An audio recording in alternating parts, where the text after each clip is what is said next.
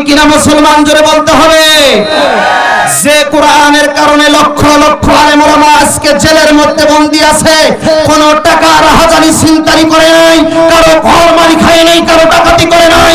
কোরআনের কথা বলার কারণে যারা আলেম ওলামাদেরকে জেলখানায় বন্দী করে রাখছে, এরা আবু জেহেলের গোষ্ঠী ছাড়া কিছু হতে পারে না।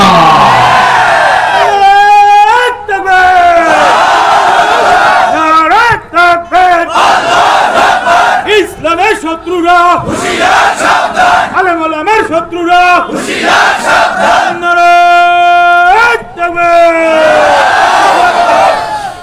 সম্মানিত প্রিয় বন্ধুগণ, রাগ করলেন নাকি?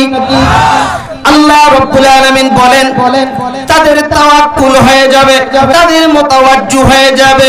ওয়া আলা রাব্বিহিম ইয়াতাওয়াক্কালুন।